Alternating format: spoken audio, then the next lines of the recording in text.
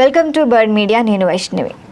ప్రస్తుతం కాంగ్రెస్ అగ్రనేత రాహుల్ గాంధీ దేశవ్యాప్తంగా ఎలక్ట్రానిక్ ఓటింగ్ యంత్రాలు అంటే ఈవీఎంస్ మరియు ఓటర్ల జాబితా అక్రమాలపై తీవ్ర స్థాయిలో పోరాటం చేస్తూ వస్తున్నారు.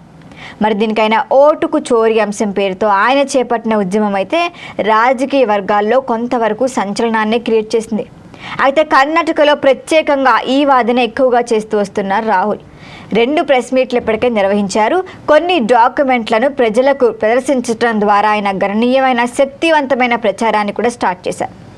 అయితే ఇప్పుడు కర్ణాటకలోని ప్రజలు స్థానిక కాంగ్రెస్ ప్రభుత్వ సర్వే ఫలితాల ప్రకారం రాహుల్ వాదనను నమ్మలేమని తేల్చింది.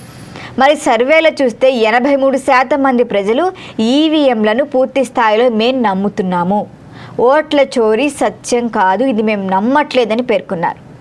మరి ఇప్పుడు ఇది ఖచ్చితంగా రాహుల్ ప్రచారానికి పెద్ద సవాలనే చెప్పాలి. అయితే రాహుల్ గాంధీ ఎంచుకున్న ఈ ఓటు చోరీ వ్యూహం క్షేత్రస్థాయిలో విఫలమైందని కూడా రాజకీయ విశ్లేషణలు చెప్తున్నాయి. ప్రజల జీవన ప్రమాణాలు, అక్కడ నిరుద్యోగం, వాస్తవ అభివృద్ధి సమస్యలపై పోరాటం చేయండి, అప్పుడే ఏమైనా యూజ్ ఉంటుంది. ఇవన్నీ చేయటం మానేసి కేవలం ఏదో ఈవీఎంల మిషన్ల మీద, సాంకేతిక అంశాల మీద విమర్శించడం, సాధారణ ఓటర్లను ఆకర్షించడంలో ఫెయిల్ అవుతున్నారని చెప్తాను. మరి ప్రజాస్వామ్యంలో వారి తీర్పుని గౌరవించకపోవటం, ఓడిపోయినప్పుడు అవును ఓడిపోయాం, మేము తప్పు చేశామని ఒప్పుకోకుండా వ్యవస్థలను విమర్శించడం, ఇది రాహుల్ ప్రతిష్టని మసకబారుస్తుంది. ఇది చాలా తప్పంటున్నారు. మరి ఇది పార్టీకి కూడా ఎంతో కొంత హాని కలిగించే అవకాశం ఉందని ఆయన దృష్టి సాధించాల్సిన విషయం ఉందని కూడా అంటున్నారు. అయితే రాహుల్ ముందు 2 మార్గాలు ఉన్నాయి. ఒకటి, విఫలమైన ఈ ఓటు చోరీ వాదన అయితే పూర్తిగా పక్కన పెట్టేసేయాలి. అధికార పక్షంపై ప్రజాస్వామ్యంగా ప్రజాక్షేత్రంలోనే పోరాడి ప్రజాభిమానాన్ని పొందాలి. మరి జరగకపోతే ఇంక రెండోది, పాత విధానాన్నే కొనసాగిస్తూ వ్యవస్థలపై ఆరోపణలు చేస్తూ సమయం గడపటమే. అయితే కర్ణాటక సర్వే ఫలితాల ప్రకారం ఈ విధానం ఫలితం మాత్రం చాలా తక్కువ ఉంటుందని స్పష్టంగా చెప్తాను.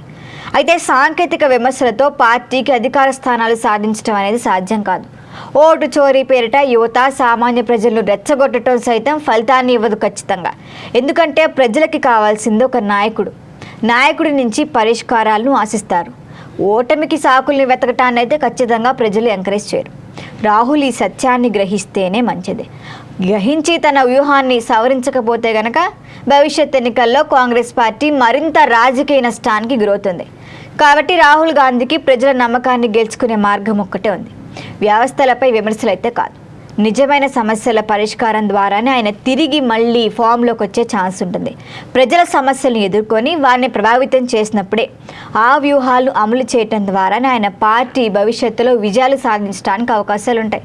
లేకపోతే ఓటు చోరీ వాదన రాజకీయంగా ఖచ్చితంగా విఫలమవుతుంది. ఇంకా రాహుల్ గాంధీ అయితే మళ్ళీ తను చూస్తున్న అన్ని పరిణామాల్ని తిరిగి సమీక్షించుకోవాల్సిన అవసరం ఉంటుంది. సామాజిక సమస్యలపై దృష్టి పెట్టి ప్రజల విశ్వాసాన్ని సాధించాల్సి ఉంటుంది. కాబట్టి కాంగ్రెస్ భవిష్యత్తు సుదీర్ఘ విజయానికి ఈ మార్పే కీలకం. మరి దీనిపైన మరిన్ని అప్డేట్ల కోసం చూస్తూనే ఉండండి బర్డ్ మీడియా.